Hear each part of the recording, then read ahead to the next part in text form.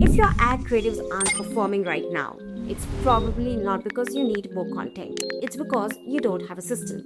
In this video, I am going to break down the exact creative ad strategy we're deploying to over 30 plus brands at my agency, Digital Street Australia, to consistently find winning ads and scale profitably. Most brands are still creating ads the old way. Someone on the team says, hey, we need new creatives, and you come up with a few ideas. You shoot some content, you upload it onto the ads manager, you write a few headlines, you write the primary copy, yada yada yada, and then you just hope something works. The problem is this approach is completely unpredictable.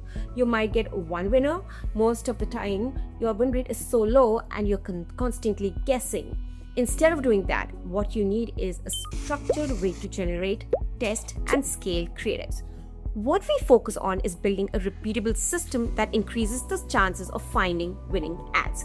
The way we do this is by building what I call a creative system, something that constantly feeds your ad account with winning ads week after week. The goal here is to focus on getting ads or creating ads with very high win rates. So instead of duplicating your best performing ads, we're going to be way more focused on a combination of new concepts, iterations, and variations, which are all very different things in the newest Andromeda updates and GEM algorithm changes to Meta.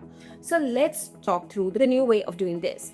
So to start a system, what we are going to do is build a creative flywheel. This is going to be a predictable system that pumps out winning ads. So of course, at the top of every single creative machine or creative flywheel are new ads. And the first step to creating new ads is researching. Start researching your competition ads on Facebook Ads Library. It's a free tool and still so very underused. And so in this example, I'm just going to pretend that I work with the brand Ritual. They are a supplement brand and one of the main competitors is Happy Mammoth. So what will I do? I'll start Happy Mammoth. They have a beautiful Facebook ads library. Their ads are like one of the top, I feel. And I'm going to go to their ads library and see all the ads they're currently running. What we are looking for here is ads that have clearly been running for a long time or have a strong spend behind them. That's usually a signal that the concept is working. And one important tip here is don't compare yourself to brands that are too big. And if you are a smaller supplement brand, don't compare yourself to brands like Swizz or Blackmore's. Instead, look for brands that are 1 or 2 levels just above you. And you're going to, if you're doing $1 million a year, then look at a brand that's doing 5 mil or 10 mil. And that's where you find your more relevant inspiration. So now in this example here, I'm just adding inspiration from competitive ads. You should be looking at their videos, their statics, their GIFs, their carousels, yada yada, everything else, and build a true collection of concepts that you can identify. The second place to get ideas, and one that most brands ignore, is your own customer data. Look at your reviews. Ignore the ones that say amazing, gorgeous product, etc. Split these into positive and negative reviews. You can use Claude AI to do this for you with a simple prompt.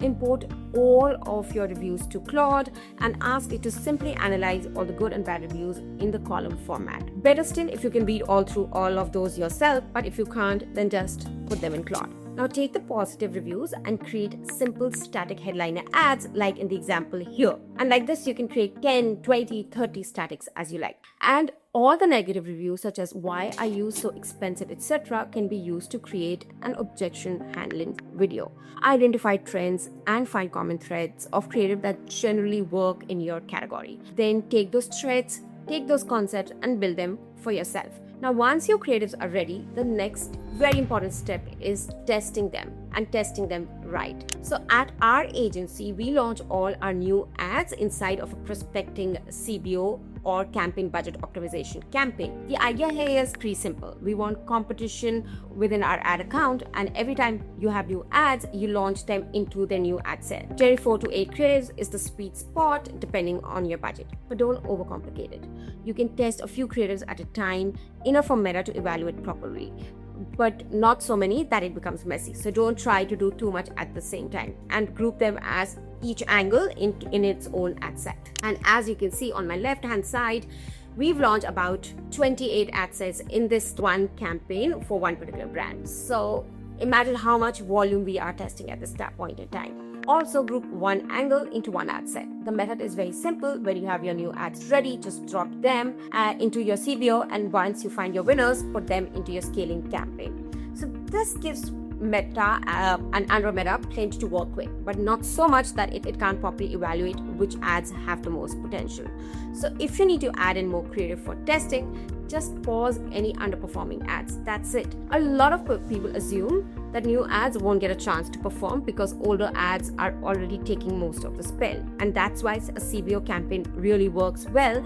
Also because we can adjust the budgets for the CBO campaigns. We can actually, as you can see here, we can set settings and use spend limits to make sure new creatives actually get tested properly. For here, we click to set a minimum or a maximum budget. So this flywheel usually starts to produce winning clear concepts, and you can see here in this concept from one of the brands that we have at the agency, Lull Mattresses, that they can continue to build out. So, and you can see these variations that we've done for this brand.